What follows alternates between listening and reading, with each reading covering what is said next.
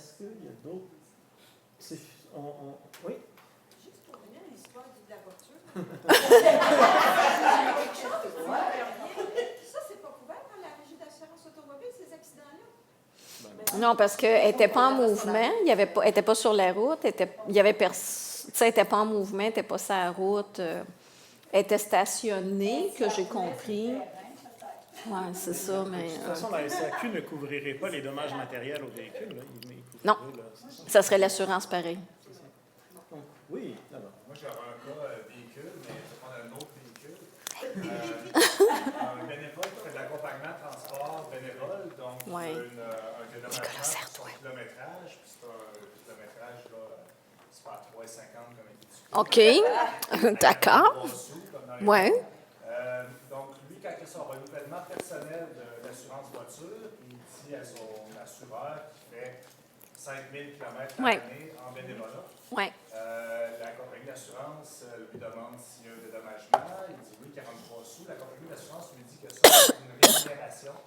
Donc, dans son travail, il donne une surprime de 500 d'assurance par année. Une surprime parce qu'il utilise son véhicule pour le travail selon la compagnie d'assurance personnelle du monsieur. je changerais de compagnie d'assurance. J'ai jamais il y a juste à prendre il a le droit de demander le remboursement de son assurance à faire à l'employeur. Ça peut être un Ouais. avantage que l'employeur va offrir ou l'organisme Ouais. qui prend le bénévole, mais l'assurance peut pas. C'est la première fois que j'entends ça, moi. Mais on l'a quelques fois par année. Ben, voyons Pas donc. amené, mais dans le fond, l'organisme en question a déjà des assurances responsabilités. OK. Donc, ça couvre Tout à fait. cette assurance-là, même si c'est sur la Hey, j'ai jamais entendu ça. Je viens d'avoir une réclamation, ça ne réclame pas cette portion-là. Donc, de réclamer. Parce que c'est un cas où la personne elle a un service de papa courant. La personne a eu un accident. Il y avait une question d'assurance. Et en tout cas, bref, elle est revenue à la compagnie d'assurance. La compagnie d'assurance, elle a dit c'est pas nous, c'est retourné à la SAQ. Ouais. Qui est revenu, qui a été garanti là. Mais c'était pas ni son Comme assurance si la SAQ qui couvre qui a le couvert véhicule dans quand ce même. cas-là. Et non nous. Blessure à l'automobiliste, là. Oui. Puis c'est ça. L'autre cas que j'ai eu, c'est celui qui n'avait pas assuré ses deux bords, qui a voulu réclamer parce qu'il a décidé de reculer dans quelque chose, puis il a laissé pas aussi sa voiture, il a laissé sa voiture.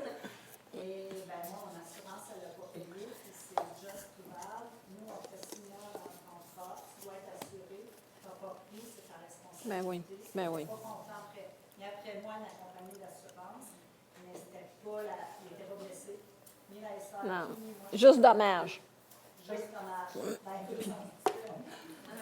Fait que là, finalement, parce que lui, son organisme, ce qu'il fait, c'est qu'il écrit une lettre à la compagnie d'assurance en disant mes assurances responsabilités couvrent les accidents de mon bénévole pendant qu'il fait son accompagnement de transport. Là, elle est en train de dire qu'il n'est pas pouvoir. L'organisme. Michel, mais moi, ils m'ont dit ça parce que moi, moi j'assure tous mes bénévoles, puis la soixantaine de popotes, là. Et cette popote-là, elle me paie un montant parce qu'on redivise, ça lui coûte une pinotte. Ah oui, c'est une mutuelle. Et c'est remonté à moi, puis j'avais zéro recours, lui non plus. Puis là, sur l'aspect auto, là, j'ai pas été capable de le défendre, et pourtant c'est une bonne compagnie d'assurance et ils n'ont pas couvert. Mais la compagnie d'assurance qui demande la surprime, elle est dans le temps. Bien, c'est pas mon domaine de pratique, là. Je vous dirais que... Cependant, je peux vous dire que c'est la première fois que j'entends ça, là, puis je fréquente quand même des OBNL pas mal. J'ai jamais entendu ça, qu'une compagnie d'assurance avait décidé de sa propre initiative que ça constituait du revenu, puis que ça, je suis vraiment surprise de ça. Mais c'est parce que probablement, c'est la seule poignée qu'ils ont pour dire aux gars, je te paye. Ben oui, c'est ça. Ben oui, c'est ça. Parce que plus tu fais du kilométrage, plus tu te mets à risque. Oui, oui, ben oui. Oui. C'est le même qui le voit. Mais la seule clause peut-être qu'ils ont, c'est par rapport au travail. Parce qu'autrement, si quelqu'un décide d'aller faire de l'insomnie et qu'il fait 150 km à tous les soirs, Ils ne peuvent pas y reprocher. ils ne peuvent pas y reprocher. Non. Exactement. Exactement. Oui. Mais sais, j'aime mieux pas m'avancer là-dedans. Là. C'est pas mon domaine, les assurances. Je vérifierais peut-être, c'est ça, soit avec des collègues ou avec le Centre Saint-Pierre. Mais le BAC, le bureau des assurances, Oui. tout ça peut être quelqu'un qui Oui, absolument. Le BAC, oui, Bureau d'assurance du Canada, absolument. voit c'est quoi Oui, les normes. oui. Ben, peu importe, ça compagnie.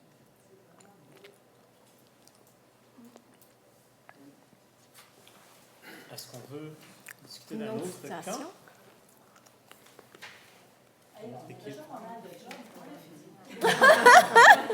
Arrêtez ça, Geoffrey va pas de connaissance. Là, il va vraiment faire sa crise de panique, là. Donc, je pense qu'on a une autre volontaire. Mais je ne veux pas soumettre un cas, en fait. Je voulais juste faire penser que vous parliez de centraide pour les féliciter, mais aussi les organisateurs communautaires. Souvent, Oui, pour de les CLSC. Ouais. C'est vrai. Oui, je sais, mais tu sais, pour En des fois, région, là. Dans les Ouais. litiges, des fois, ça peut Ouais. aider aussi pour avoir Ouais. un intervenant neutre. C'est vrai. En région, on l'a. Moi, dans la région Lanaudière, il y a des intervenants communautaires dans chacun des CLSC, puis ils accompagnent des OBNL, mais peut-être que c'est pas pareil partout. OK. Oui? OK. OK. On envoie l'inspection, mais il y en a encore. Oui. Donc c'est ça, je trouve ça.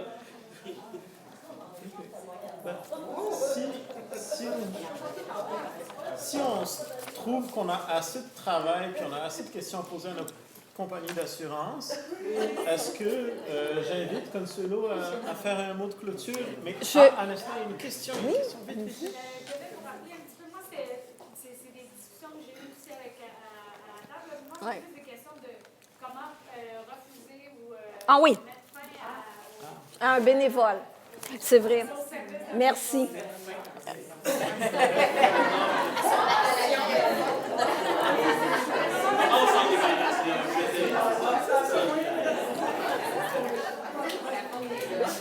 Votre collègue, là, qui a des solutions drastiques, là, va vous en trouver une. Elle dit comment je me fais un bénévole? J'ai demandé à votre collègue qui a des solutions efficaces. Ça va. Non, celle-là, je l'avais pas réponse. Ça fait juste 7 semaines que je suis en bénévolat. Ah non, mais moi, je vous trouve bien efficace à date.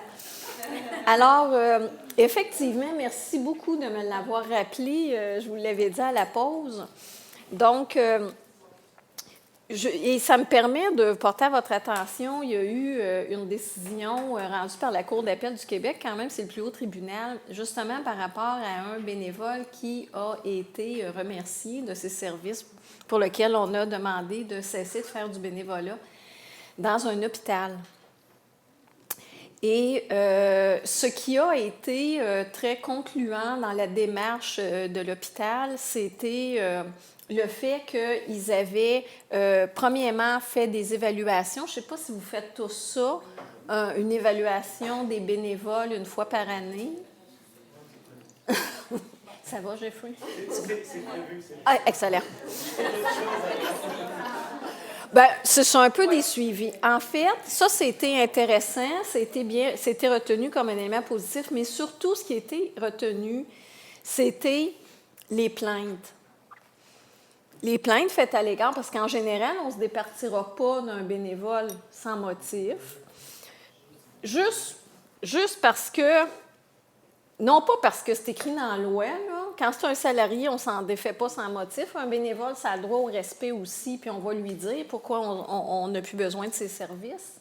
Alors, et c'est important si c'est à la suite de plaintes ou d'une mauvaise conception du travail qu'il a à faire de bénévolat ou d'une attitude un petit peu trop too much, là, comme disent les ados, là, dans sa tâche de bénévolat. La décision de la Cour d'appel, c'était ça. C'était un monsieur qui, sa mère était dans un CHS, dans un hôpital, et il allait la visiter, puis il s'est offert pour être bénévole. Et il a pris ça très, très, très, très au sérieux.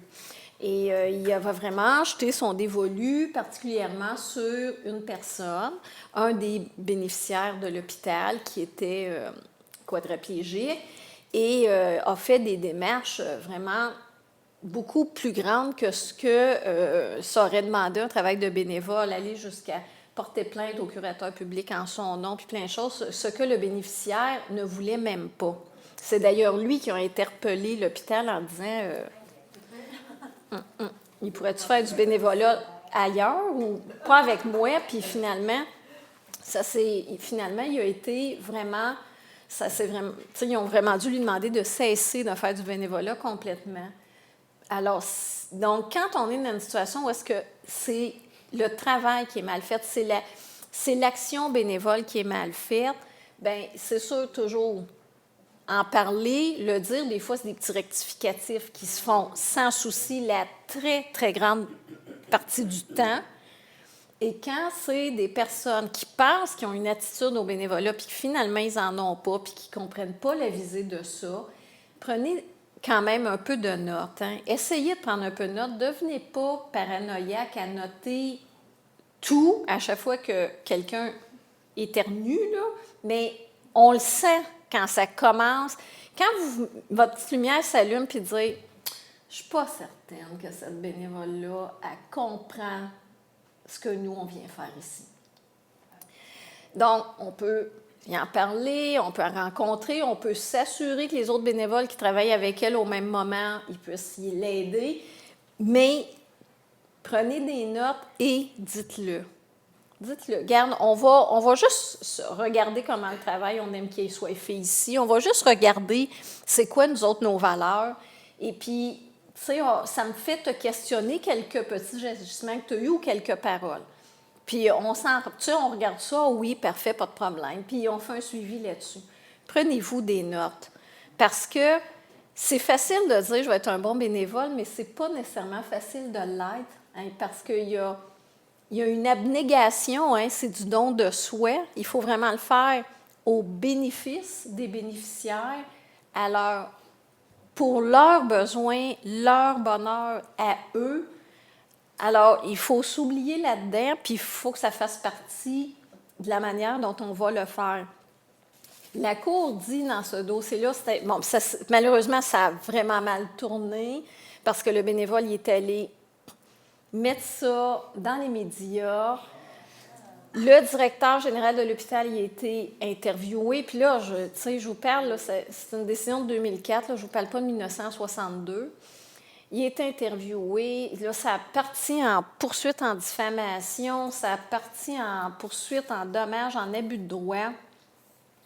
Et heureusement, c'était rendu par un banc de juges, dont la juge Louise Maillot, pour lequel je l'ai dit à Nicolas, je n'ai aucune objectivité. Cette femme-là, je l'ai adorée tout le temps qu'elle était juge à la cour d'appel. Et d'ailleurs, c'était une avocate en droit du travail. Et elle dit, on pourrait qualifier ce contrat-là de bénévolat. Dans le cadre d'un contrat de bénévolat, le bénévole s'engage à donner de son temps et de ses compétences. Ses motivations peuvent être multiples. On pourrait qualifier ce contrat de diverses manières. Ce peut être le don à titre gratuit, le don de son temps à l'autre, qu'il le reçoit, l'accepte, peut le refuser, peut cesser de l'accepter, peut cesser de le refuser, donc le reveut, dont la prestation peut être remodelée et que l'offrant peut aussi cesser d'offrir. Bref, un contrat aux propriétés les plus flexibles possibles, dans l'espace et dans le temps, dont la seule contrainte consiste à éviter les abus de part et d'autre. Fait que je trouve qu'elle le résume vraiment parfaitement. Puis elle dit, étant donné qu'il s'agit d'un contrat, parce que c'en est un, chaque partie, organisme et bénévole, aura des droits et des responsabilités. L'organisme bénévole devra, par exemple, donner une description de tâche à son bénévole et traiter le bénévole avec respect. Le bénévole, quant à lui, devra respecter la confidentialité. Votre président de CA, il n'avait pas compris ça.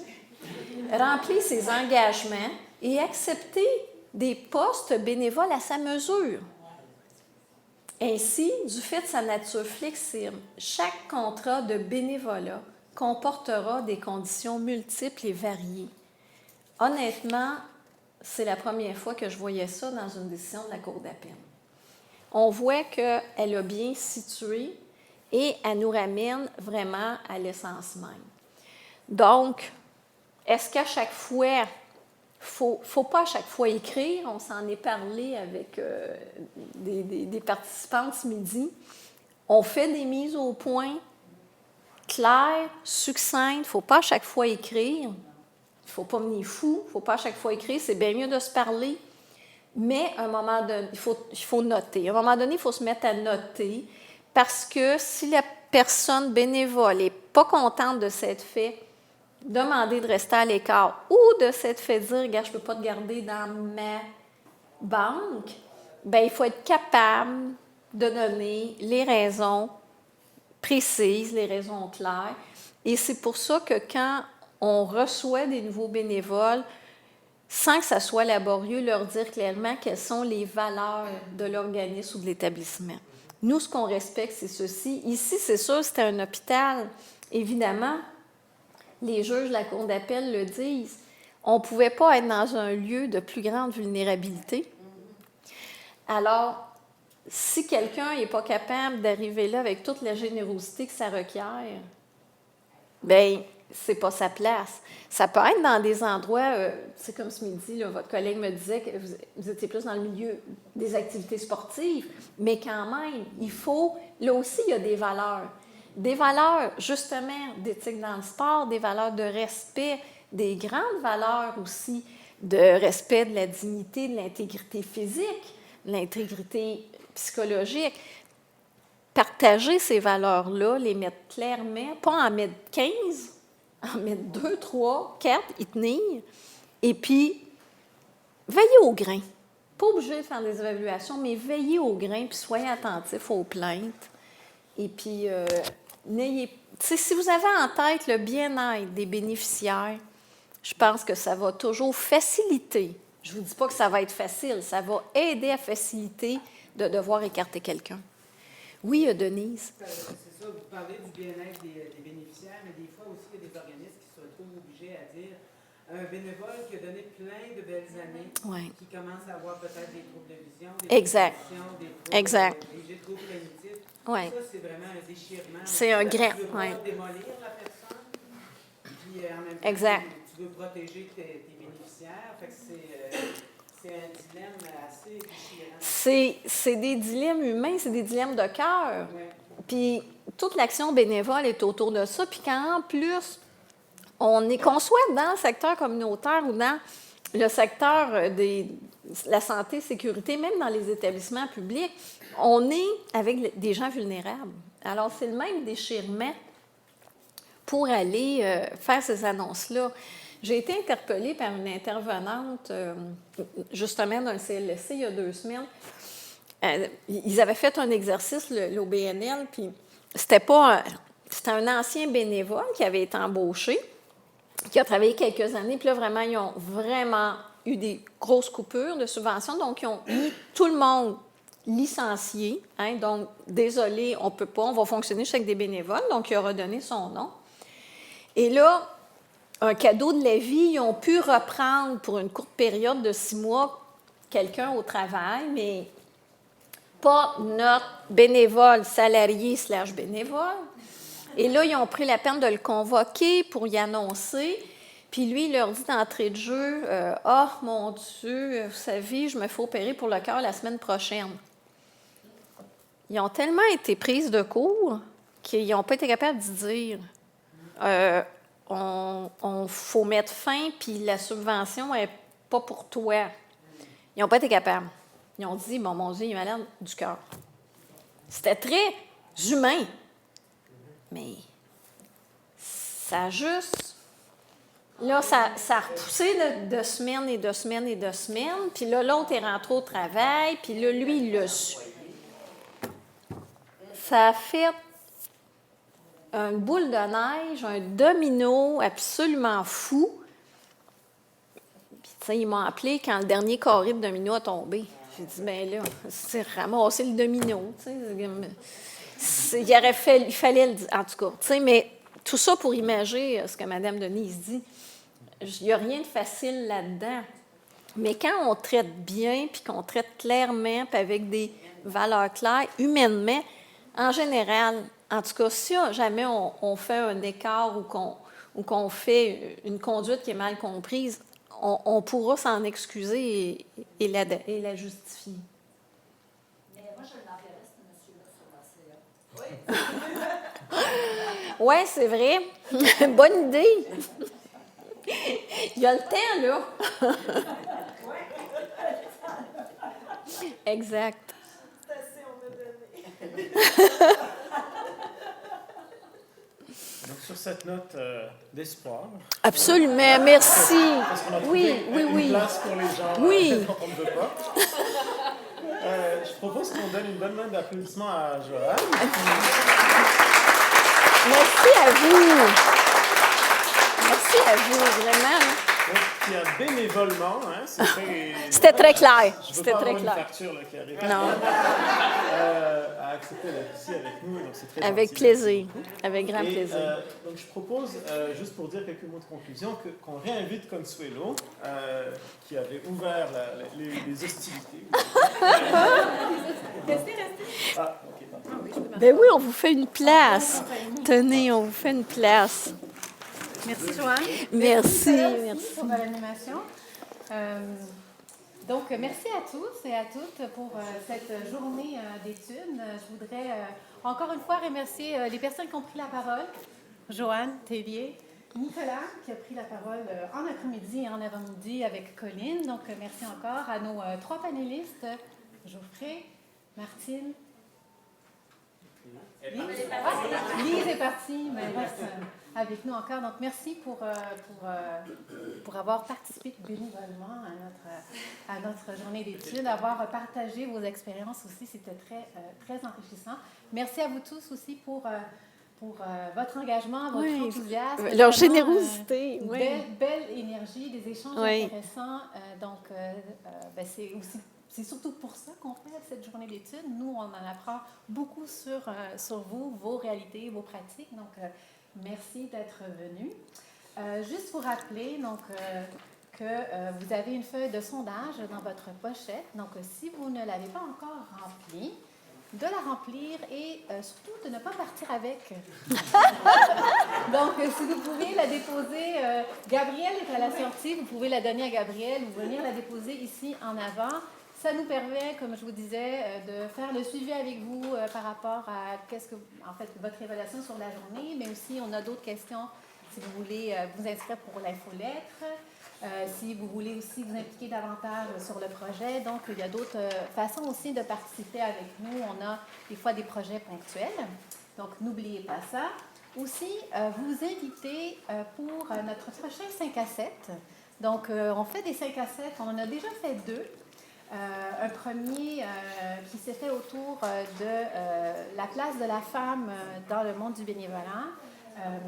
Et on avait donc la directrice de Centraide pour nous parler de ça. C'est très intéressant.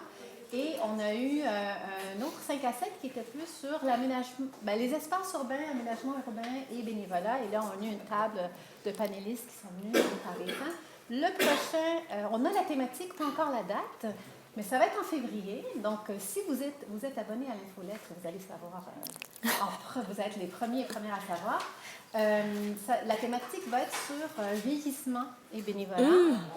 On ne sait pas encore, c'est en février, mais on n'a pas encore, il faut encore qu'on concocte tout ça. C'est Gabrielle qui est en train de nous aider à organiser ça, mais on va vous tenir au courant. Donc en février, on ferait un 5 à 7 et souvent on en fait un autre au printemps, donc on essaie d'en faire 2 par année. C'est une formule qui est vraiment beaucoup plus conversationnelle. On fait ça dans un bar.